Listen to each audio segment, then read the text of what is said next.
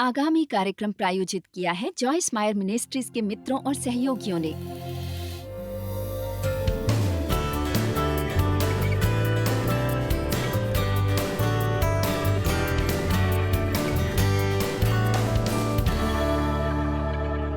और पिता, हम आपका वचन के लिए धन्यवाद करते हैं।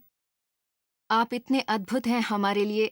हमें आपका वचन पसंद है और इसकी तरफ श्रद्धा के साथ आगे बढ़ते हैं और हम उम्मीद करते हैं कि ये वचन हमारे जीवन में चंगाई लाए। आमीन। 19 साल पहले मैंने एक किताब लिखी थी, ब्यूटी फॉर एशेस। 1994 में मैंने ये किताब लिखी थी। ये थोड़ी सी मेरी गवाही है और फिर ये बात करती है कि किस तरह आप भावनात्मक चंगाई को पा सकते हैं या शोषण किसी तरह का आपके जीवन में। इस किताब में अच्छी जानकारी है और छोटी छोटी बातें जिनसे आपको मदद मिलेगी उस जीवन का मजा लेने में जिसके लिए यीशु ने जान दी। मैं इस पर बात करने वाली हूं इस सप्ताहांत में। यशाया 61 में आयत 1 से 3 तक कुछ वचन हैं जिन्होंने मुझे संभाल लिया था आज से काफी सालों पहले। मैं कह सकती हूं परमेश्वर के साथ मेरी मुश्किल बातें, क्योंकि अक्सर हम सोचते हैं हाँ तुम्हें पता है मेरे पास अब मसीह हैं, मैं कलीसिया जा रही हूं, सब कुछ बदलने वाला है हमारे जीवन में। पर यह हमेशा ऐसा नहीं होता है। मैं एक बड़ी संख्या के बीच में थी और कलीसिया में मैं निर्देश लेती थी और मैं कलीसिया में शामिल हुई। हैरानी की बात है कि मेरे जीवन में कुछ ज्यादा अच्छा नहीं हुआ। अब मेरे भीतर इतना ज्ञान तो था कि मसीह मेरे उद्धार करता है और मैंने कृपा के बारे में एक अच्छा बुनियादी संदेश सुना। मैं कृपा को समझती थी, मैं उन आध्यात्मिक चीजों को समझती थी जो हमें समझनी चाहिए। मैंने पिता, पुत्र और पवित्र आत्मा के बारे में अच्छे संदेश सुने, मसीह के खून, मृत्यु और मसीह का जी उठना। पर अपनी रोज की जिंदगी में मुझे क्या करना है वो पता नहीं था। और 1976 में परमेश्वर ने मेरे जीवन को छुआ एक सच में शक्तिशाली तरीके से और उसने अपने वचन के लिए मुझे भूख दी और मैंने शुरू किया वचन को पढ़ना। और मुझे ये पता चला कि मेरे पास कई कई समस्याएं थी मेरी आत्मा में और बचपन के शोषण की वजह से। पता है, कई बार अगर हम इस परिस्थिति में हैं जो हमें चोट पहुंचा रही है, या शायद बच्चा होते हुए आप उस परिस्थिति में बड़े हुए हों जहां आपको चोट लगी है, शायद आपको प्यार और ध्यान नहीं मिला है, शायद बोलते हुए आपका शोषण हुआ हो, या किसी क्रोधित आदमी ने आपसे कहा कि आप किसी काम के नहीं, या आप में हमेशा दोष निकालते रहे हों और आपकी आलोचना करते रहे हों कि आपको कुछ नहीं मिलेगा, तुम अपने भाई की तरह क्यों नहीं हो, तुम अपनी बहन की तरह क्यों नहीं हो। जो भी क्रोधित लोग कहें, या इस तरह आपका शोषण हुआ हो जैसा मेरा हुआ था, आपके पिता द्वारा, आपकी माँ, कोई और आपके परिवार में, या फिर आपका कोई पड़ोसी, शायद 1 या 2 बार हो, पर मेरे साथ ऐसा कई कई सालों तक होता रहा। शायद आपका शारीरिक शोषण हुआ हो। मुझे पता है लोग जो कबर्ड में बंद करते हैं, बिना खाना दिए बेरहमी से मारते हैं, क्योंकि उन्हें खुद माँ बाप द्वारा मानसिक रूप से प्रताड़ित किया गया या वे क्रोधित थे। ये अद्भुत है कि जो भी भयानक चीजें लोग एक दूसरे पर करते हैं, एक चीज जिसने मेरी मदद की है वो याद रखना कि चोट खाए लोग चोट पहुंचाते हैं। चोट खाए लोग चोट पहुंचाते हैं। मुझे नहीं लगता है कि बहुत ऐसे लोग हैं जो रोज उठकर ये सोचते हैं कि हाँ चलो देखता हूं कि आज मैं कितने लोगों को परेशान करता हूं। मैं सच में सोचती हूं कि लोग कई बार अपने दर्द को दिखा रहे हैं और शैतान को ये चाहिए कि बिल्कुल कोई हमें चोट पहुंचाए और फिर हम क्रोधित और कड़वे बने रहें और नफरत में हमारे कंधे पर बोझ रखें। पूरी जिंदगी हम खुद को बुरा मानते रहें, हर तरह की लतों में शामिल हो जाएं और जीवन बिताएं किसी और से नफरत करते हुए और किसी और को चोट पहुंचाते हुए, ताकि वो मुड़कर वही चीज करे। फिर ये एक पीढ़ी से दूसरी पीढ़ी तक चलता रहता है। पर मैं यहाँ पर खुशखबरी देने आई हूं आज रात आपको कि अगर आपको चोट पहुंचाई गई है तो इसे आपसे आगे किसी और के पास नहीं जाना चाहिए। आपके पास वो सहूलियत है यीशु के नाम से बोलने के लिए और परमेश्वर की शक्ति में विश्वास करने के लिए, ताकि आप ना सिर्फ पूरी तरह से चंगे हों और ऐसा लगे कि ये आपके साथ हुआ ही नहीं है। उसे कभी भी आगे मत जाने दीजिए आपकी पीढ़ी में किसी और के पास। और ये अद्भुत है, अच्छी खबर। आमीन। परमेश्वर की स्तुति हो।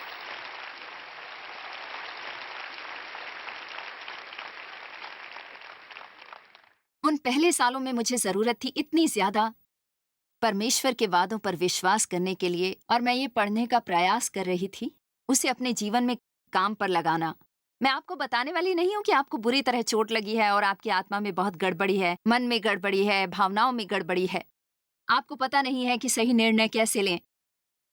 शायद आपको हर चीज पर नियंत्रण रखना चाहिए, या शायद आपको परवाह ही नहीं है और आपको सही चुनाव नहीं करना है। आप बस देखते रहते हैं कि क्या होने वाला है कल परसों। इसे थोड़ा सा समय और धीरज लगेगा, और थोड़ा अध्ययन, थोड़ी प्रार्थना, कि आप इस चंगाई से बाहर चलकर आए जो यीशु के खून द्वारा अच्छाई की वजह से है, जो हमें न्यायिक रूप से परमेश्वर का दिया उपहार है। हमें सीखना होगा कि उसे प्रयोग की तरह हमारे जीवन में लाया जाए। और कभी लोग खो जाते हैं क्योंकि वो कहते हैं, पर तुमने कहा था यीशु ने मुझे मुक्त किया है, तो फिर मैं मुक्त क्यों नहीं हूं? तुमने कहा मैं यीशु के कोड़ों से चंगा हो गया हूं, तो मैं इस गड़बड़ी में क्यों हूं? तुमने कहा था कि वो मुझे राख की जगह पर सुंदरता देगा, तो फिर मेरे जीवन में इतना बिखराव क्यों है? क्योंकि ये सारी बातें हम सब से संबंध रखती हैं, सब इनसे जूझते हैं। हर कोई जो टीवी देख रहा है, आपको चोट लगी है, किसी ने भी आपका शोषण किया हो, गलत इस्तेमाल किया हो, आपको छोड़ दिया गया है, जीवन में आपको सिर्फ धोखा ही मिला है, साथियों ने आपका मजाक उड़ाया है, चाहे जो भी हो, और आप भावनात्मक तौर पर घायल हैं, मैं आपको कहूंगी कि आप एक टूटे दिल वाले इंसान हो। खुशखबरी ये है कि यीशु ने आपको मुक्त कर दिया है। उसने आपको मुक्त कर दिया है। अब यीशु की देह में शिक्षक होते हुए मेरा एक काम ये सिखाना भी है कि उन जेल के दरवाजों से बाहर निकलकर आप चलें, क्योंकि उन सभी जेलों के दरवाजे खुले हैं, आप जानते हैं। और मुझे आपको ये सिखाना है, इस पर इतना विश्वास करना कि इसे अपनाकर आप इसे अपने जीवन में लागू कर सके। अद्भुत यात्रा है ये, एकदम अद्भुत यात्रा। आप में से कितने उसे समझ पाए जो मैंने अभी कहा? कुछ हद तक तो आया ही है, ठीक है? और इसे समझने में आपको मदद मिलेगी क्योंकि आप सोच नहीं रहे हो, अगर मैं बचा लिया गया हूं तो मुझ में बुराई क्या है? हाँ, आपको पता है आप बचाए जा सकते हैं, पर शायद आपने अपने मन को तैयार नहीं किया है। मैं बच गई, पर मेरा मन कूड़े का ढेर था। मुझे नहीं पता था सही कैसे सोचें। मैं बहुत निंदा करने वाली, शक्की, गुस्से वाली थी, और मेरे काफी ख्याल बुरे और निराशावादी थे। मुझे पता नहीं था कि हर बार जब मैं ये पढ़ती हूँ, मैं अलग सोचने के बारे में सीख रही थी। अगर हमें ये पता चले कि ये कितना कीमती है, तो हम इसमें और समय बिताएंगे, कुछ सेकंड से ज्यादा, शायद एक अच्छे दिन। आमीन। मेरी भावनाओं में गड़बड़ी थी, मुझे पता नहीं था कि लोगों के साथ कैसे रहा जाए। मैं तो संबंधों में एक बुरे सपने की तरह थी, और मेरा मन खराब हो गया था। मैं एक ऊंचाई से दूसरी पर चली जाती, मुझे या तो नियंत्रण करना होता, या अगर मैं मुझसे ज्यादा शक्तिशाली व्यक्ति का सामना करती तो फिर वो मुझ पर नियंत्रण करते, तो मैं बस इधर उधर घूमती रहती, नियंत्रण किए जाने और नियंत्रण करने के बीच। जबकि परमेश्वर ये नहीं चाहते। मैं आपको एक छोटा सा चित्र दिखा रही हूँ मेरी समस्याओं के बारे में जो मुझ में थी, क्योंकि मैं चाहती हूँ कि आप जाने, बचाए जाने और स्वर्ग में जाने के बारे में भी। मैं दुखी थी क्योंकि मेरी आत्मा को चंगाई की जरूरत थी। मैंने सोचा जब मैं अपने पिता से दूर चली गई, मैं 18 बरस की थी, कि मैं समस्या से दूर हो गई हूँ। अब ये समस्या नहीं होगी, मैं इस समस्या से दूर जाना चाहती हूँ और मेरे जीवन में ये खत्म हो जाएगा। पर मैंने ये सोचा नहीं था कि समस्या से दूर जाने के बाद भी मैं उस समस्या को अपनी आत्मा में लेकर चली गई थी, क्योंकि उसके परिणाम अब भी मेरी आत्मा में थे। और ज्यादातर लोगों को ये लगता नहीं है कि उन्हें आत्मा में चंगाई की जरूरत है। सिर्फ इसलिए कि आप उस बात से भाग जाओ जो आपको चोट पहुंचा रही है, इसका मतलब ये नहीं कि उसने आपको घायल नहीं किया है। यीशु ने कहा था कि वो टूटे हुए दिलों वालों को चंगा करने आए हैं, ताकि बंदियों को रिहा कर दिया जाए। एक टूटे दिल वाला व्यक्ति क्या है? मैं मानती हूँ वो जो व्यक्तित्व में टूट चुका है, वो अपने व्यक्तित्व में टूट गए हैं। हर व्यक्ति पृथ्वी पर आता है एक परमेश्वर द्वारा दिए गए, स्वीकारे गए स्वभाव के साथ। आपका व्यक्तित्व बनता है ज्यादातर उस स्वभाव के कारण, पर फिर जो चीजें आपके साथ होती हैं, खासतौर पर आपकी शुरुआत के सालों में, ठीक है, मैं पैदा हुई थी एक शक्तिशाली टाइप ए, गुस्से वाली, बीमार व्यक्तित्व के साथ। मैं जल्दी से निर्णय लेती हूँ, मैं बहादुर हूँ, शक्तिशाली। मैं नेतृत्व करने के लिए पैदा हुई हूँ, मैं लोगों को प्रोत्साहित करने के लिए पैदा हुई हूँ, वो मैं अच्छे से कर सकती हूँ। पर मैं घायल हो गई। मेरे पिता ने मेरा यौन शोषण किया कई कई बार जब मैं 12 और 15 साल की उम्र में रही होंगी। बस मुझे इतना ही याद है। मेरी माँ को पता नहीं था कि इसके बारे में क्या किया जाए। उसे जानने के बाद भी शायद इसीलिए उन्होंने कुछ नहीं किया और मेरा शोषण होता रहा। उन्होंने मुझे त्याग दिया। मैं काफी समय तक अकेली बैठी रहती, चुपचाप, गुमसुम। तो मेरे व्यक्तित्व में यह हुआ कि एक शक्तिशाली व्यक्तित्व, नियंत्रण करने वाला व्यक्तित्व बन गया। मैं अपने मुंह से कुछ मिनटों में आपको काट कर रख देती थी। आमीन। अब देखो, परमेश्वर ने मेरे मुंह में एक उपहार दे दिया था। मैं वैसे तो यीशु की देह में एक मुंह हूं। मतलब अगर आपने गौर नहीं किया है, वही तो मैं करती हूँ, बोलना। और मैं कुछ और नहीं करती हूँ। मैं गाती नहीं, कुछ बजाती नहीं, मैं बोलती हूँ। मेरा अभिषेक मेरे मुंह में हुआ है और मैं पूरी दुनिया में बोल रही हूँ, टीवी से। तो यह आश्चर्यजनक नहीं है कि दुश्मन ज्यादा देर तक काम करता रहा। जब मैं बहुत छोटी थी, मुझे भीतर से चोट देकर घायल करके, कि मेरी आत्मा में मैं ये सब सीखती थी। तो हर बार मैं अपना मुंह खोलती तो कुछ चुभने वाला बाहर आ जाता, कुछ काटने वाला। परमेश्वर ने मुझे लोगों की मदद करने का उपहार दिया है और शैतान ने मुझे घायल किया तो वो ये उम्मीद करता रहा कि मैं तो लोगों को चोट पहुंचाती रहूं। पर परमेश्वर का धन्यवाद, परमेश्वर का धन्यवाद। हाँ, धन्यवाद परमेश्वर।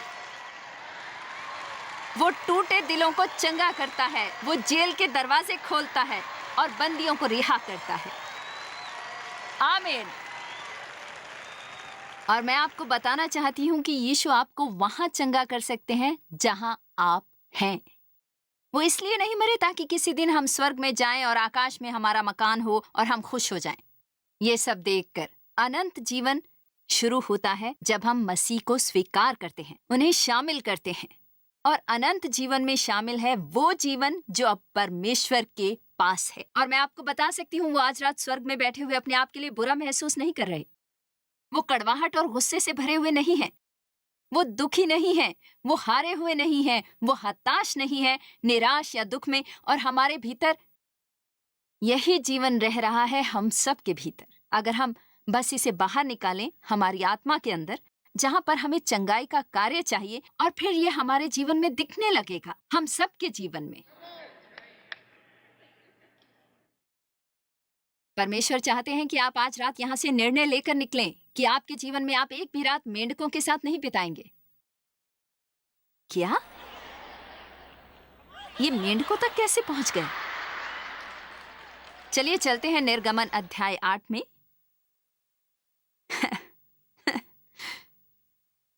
निर्गमन 8। इस्राएली मिस्र में गुलामी में रहा करते थे। वो परमेश्वर को चिल्लाकर कहने लगे कि कोई मुक्तिदाता भेजे। मूसा, जो मसीह जैसा था, मसीह जैसा, उन्हें मुक्त करने आ गया। फिरौन, जो शैतान का प्रतिनिधि था, उसने उन्हें जाने नहीं दिया।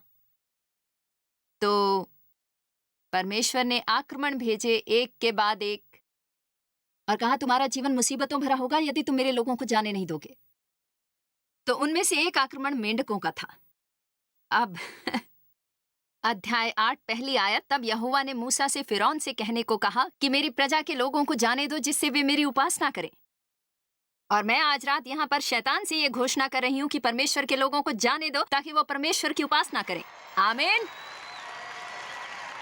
मैं आज रात परमेश्वर के लिए एक मुंह बनकर ये कहूंगी, परमेश्वर ने कहा मेरे लोगों को जाने दो। आमीन। अगर तुम उन्हें जाने से रोकते हो तो मैं मेंढक भेजकर सारे देश को हानि पहुंचाने वाला हूं। और नदी मेंढकों से भर जाएगी और वो तेरे भवन में और तेरे बिछौने पर और तेरे लोगों पर, तेरी भट्ठियों में, तेरे बिस्तरों पर, तेरे आटा गूंथने वाले परातों में और तेरे आटे में, इन सब चीजों के जरिए परमेश्वर यहां पर एक चित्र बना रहे हैं। मेंढक सब जगह। आपको पता है, जब आपके जीवन में मुसीबत आती है तो वो हर जगह होती है। मेंढक, खुद पर दया वाले मेंढक, गुस्से वाले मेंढक, कड़वाहट वाले मेंढक, नफरत वाले मेंढक। चलो, क्या आप मेरे साथ हैं? कब आप उन लोगों को माफ करने वाले हो जिन्होंने आपको चोट पहुंचाई है? अब आप ये कहना बंद कर दीजिए कि ये बहुत मुश्किल है, ये बहुत है, ये सही नहीं। अभी, अभी, आज का ये दिन यहोवा ने बनाया है। मैं इससे आनंदित और खुश होऊंगी।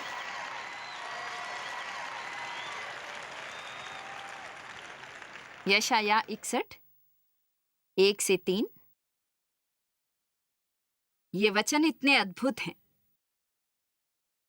अब ये है यशायाह जो यीशु के बारे में भविष्यवाणी कर रहे हैं।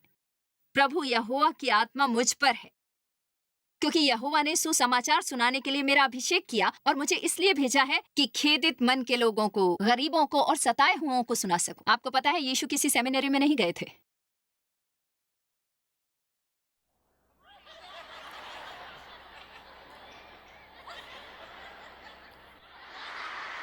मैं भी नहीं गई थी, और मैं ये चीज स्वीकारती हूँ। यीशु ने स्वीकारी थी।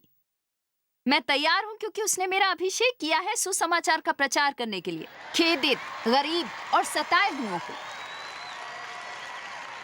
अब मैंने ये नहीं कहा कि वो अभ्यास नहीं करते थे। वो सारा समय अभ्यास करते थे विद्वान लोगों के साथ।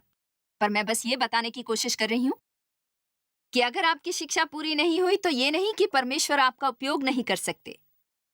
परमेश्वर विश्वास से परे चीजें करने के लिए आपका अभिषेक कर सकते हैं। उनका अभिषेक उनकी शक्ति है। ये पवित्र आत्मा का उपहार है जो आपके पास आता है और आपको वो करने देता है जो परमेश्वर आपसे करने को कहते हैं। आप एक चमत्कार हो जो होने वाला है। उन्होंने मुझे भेजा है सुसमाचार का प्रचार करने, खेदित मन के लोगों को, नम्र लोगों को, गरीबों को और सताए हुओं को मैं आई हूं जोड़ने के लिए, चंगा करने, टूटे दिल वालों को, बंदियों को स्वतंत्रता देने के लिए और बंदी गृहों को खोल देने के लिए, और उनकी आंखें जो बंधे हुए हैं। तो यही वो है, बंदी गृह के दरवाजे खुल गए हैं और मैं उम्मीद कर रही हूं आपकी भी आंखें खुल जाएंगी आज रात परमेश्वर के वचन से उसे देखने के लिए। क्योंकि जब आप उसे देखते हैं, उसे देखकर कहते हैं, मुझे उस तरह से नहीं जीना है, मैं अपने बीते हुए कल में फंसी नहीं रहूंगी। क्योंकि मेरी माँ ने मुझे ये कहा था जब मैं 10 साल का था। मुझे ऐसा महसूस नहीं होना है कि ये मेरी गलती है, कि मेरे पड़ोसी ने मेरा शोषण किया। मुझे अपना जीवन कड़वाहट और नफरत से भरा हुआ नहीं जीना है। ये एक नया दिन है। परमेश्वर की कृपा हर दिन नई है, और आज मेरे लिए एक नई शुरुआत है, और आप में से सबके लिए नई शुरुआत है। आप में से सबके लिए, आपके लिए भी, जो मुझे टीवी पर देख रहे हैं। आपको पता है हम आपसे प्रेम करते हैं। जो टीवी पर हमें देखते हैं, आप अनोखे हैं। मेरा कार्यक्रम देखने के लिए बहुत धन्यवाद, और मैं उम्मीद और प्रार्थना करती हूँ कि ये आपको चंगा करे, कि परमेश्वर का वचन जीवन के हर क्षेत्र में आपको चंगा करे। बंदी गृह का खुल जाना और उनकी आंखें जो बंधे हुए थे। मैं अपने को खुश नसीब समझती हूँ कि हमारे परमेश्वर के पलटा लेने के दिन का प्रचार करूं, और मुझे ये मेहरबानी पसंद है। इसका मतलब परमेश्वर आपके लिए चीजें करते हैं, चाहे आप उसके लायक नहीं हैं। वाह! और परमेश्वर के इस बदले के बारे में जो मुझे पसंद है, क्योंकि इसका मतलब है कि आप आराम कर सकते हैं और परमेश्वर आपके दुश्मनों से निपट लेंगे। उन्होंने कहा, मेरा अभिषेक हुआ विलाप करने वालों को शांति देने के लिए, सिय्योन के विलाप करने वालों को शांति दूं, उन पर राख दूर करके एक बहुत सुंदर पगड़ी बांध दूं। अब आपको पता है आज रात यहाँ बहुत लोग हैं, और आप शायद सोचेंगे राख के लिए सुंदरता। तो मैं आपको बता दूं, आप कभी ना कभी थोड़ी खूबसूरती का उपयोग कर सकते हैं। आमीन। आप में से कितने ये सोचते हैं ऐसा करेंगे? ठीक है, तो आप अपनी आत्मा के लिए एक सुंदरता की दुकान में हो। राख के लिए सुंदरता, विलाप के लिए हर्ष का तेल, स्तुति का कपड़ा भारी वाले की जगह पर ब्रॉन्ज तले दबा, और एक हारी हुई आत्मा, ताकि उन्हें धर्म का वृक्ष बुलाया जा सके, ताकि उसकी महिमा प्रकट हो इस जगत में। और आयत 7 और 8 मुझे बस आगे ले जाती गई, तुम्हारी नाम धराई के बदले दूना भाग मिलेगा। इसका मतलब वापस मिलने वाला पुरस्कार। अनादर के बदले तुम अपने भाग का जय जयकार करोगे। अब ये समझो, क्योंकि अपने देश में, क्योंकि न कि तब जब वो मरकर स्वर्ग में जाते हैं, पर अपने देश में दूने भाग के अधिकारी होगे और सदा आनंदित बने रहोगे, सदा आनंदित।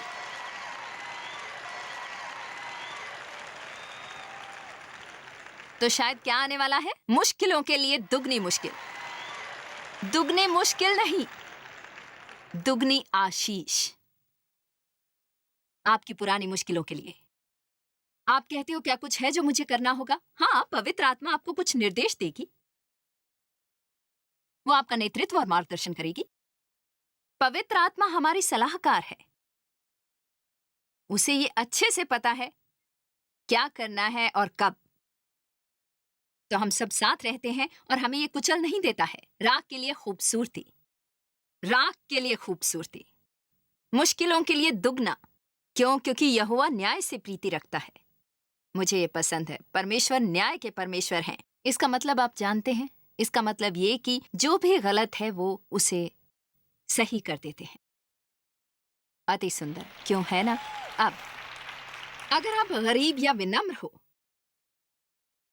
या सताए हुए हो, आपकी जिंदगी मुश्किलों से भरी है, आपके जीवन में बिखराव ही बिखराव है, आपको डर के मारे या शर्म के मारे पीछे हटने की जरूरत नहीं है, क्योंकि आप ही वही हैं जिसके लिए यीशु आए थे। वो उनके लिए आए थे जो बीमार हैं, ना कि उनके लिए जो अच्छे हैं।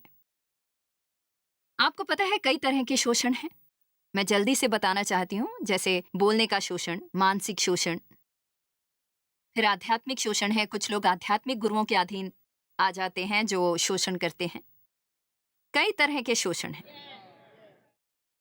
इस तरह के बहुत से शोषण, भावनात्मक शोषण, बोलने का शोषण, ऐसे शब्दों का बोलना जो हमें आहत करते हैं। बाइबल कहती है कि जुबान में जीवन और मृत्यु की शक्ति है। आप में से कितनों ने जीवन में बोलने के शोषण का अनुभव किया है? हाथ उठाइए जरा। देखिए कितने सारे लोग मौजूद हैं यहाँ पर। शैतान जिंदा है और यहीं पृथ्वी पर है। पर मैं कहती हूँ कि कोई और है जो आपके लिए कुछ करना चाहता है, और वो है आपके स्वर्ग के पिता।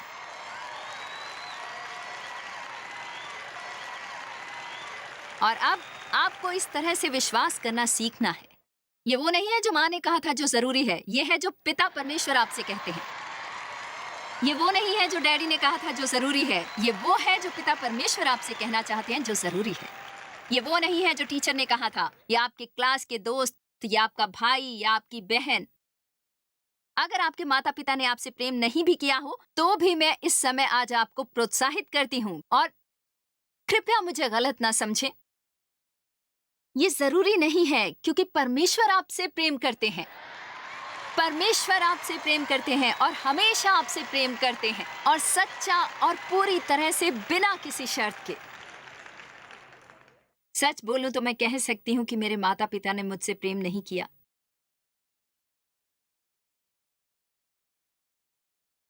पर आप अपने बच्चों से यदि सचमुच प्यार करते हैं तो उन्हें कम से कम त्यागेंगे नहीं। ऐसी परिस्थिति में अब उनकी कमजोरी थी, उन्हें डर था। मैं वो सब समझती हूँ, मैं उनके खिलाफ नहीं हूँ।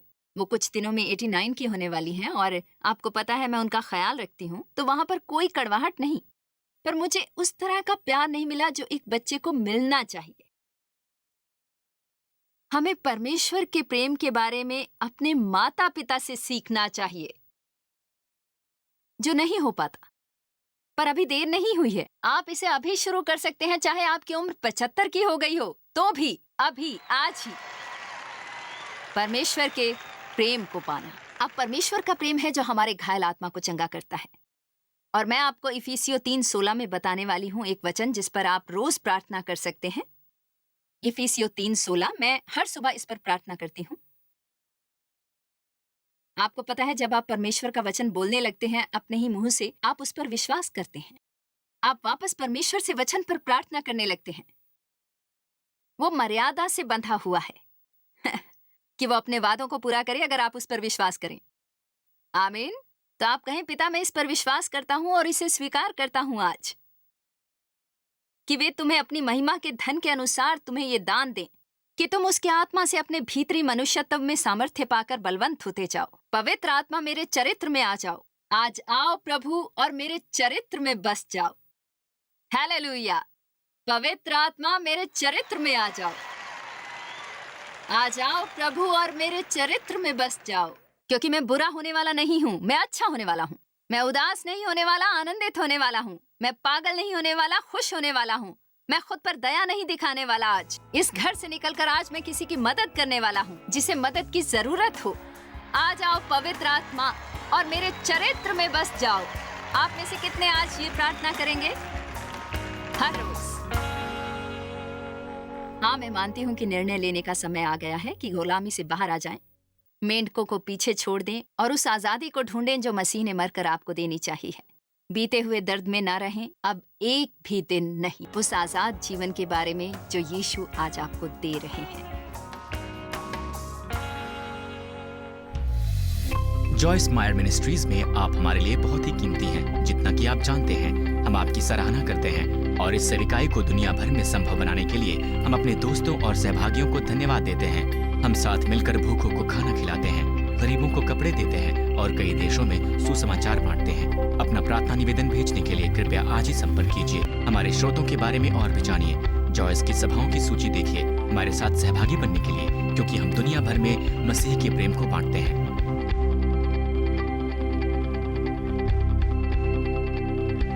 इसका खर्च उठाया है जॉयस मायर मिनिस्ट्रीज के मित्रों और सहयोगियों ने।